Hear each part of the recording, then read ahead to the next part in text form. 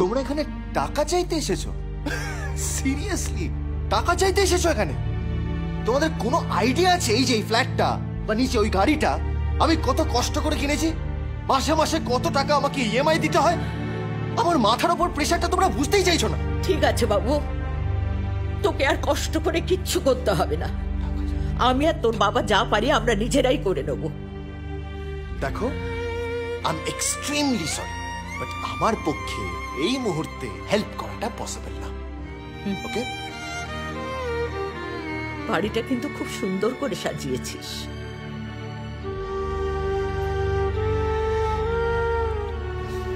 স্বপ্নটা হারিয়ে গেল।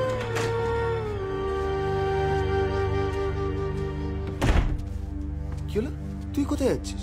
সেটা তোকে ভাবতে হবে না, আমার ব্যবস্থা আমি নিজে ঠিক করে নেবো। আরে তুই সিন ক্রিয়েট কেন করছিস? আমি সিন ক্রিয়েট হ্যাঁ করছিস। আমি সিন ক্রিয়েট করছিস তো। তুই আমার আচ্ছা। কথাটা একবার। 1 বছর ধরে আমরা একসাথে আছি, তোকে আমি অনেকবার বলেছি মা বাবাকে সত্যি কথাটা বল, কিন্তু তুই তো আমার কথা শুনবি না। আজকে ওনাদের সামনে আমার মান সম্মানটা কোথায় গেল? আমার মান সম্মান নেই, তাই তো? তুই সেটা নিয়ে আমি একবারও জাস্ট বলতে ভাববি চেয়েছি, বলতে পারিনি। তুই আমার কথাটা একটা ঘর কোথায় থাকবে না ওনারা?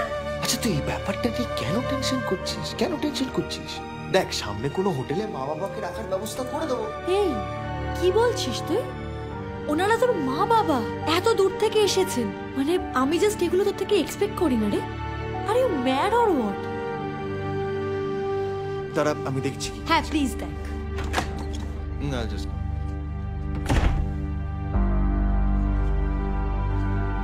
মা, বাবা,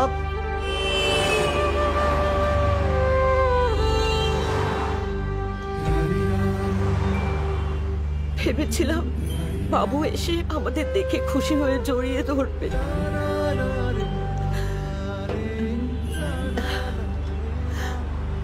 কিন্তু কি আশ্চর্য, একবার একটা কথাও বললো না, একবার হাসলো না, একবার মা বলে ডাকলো না।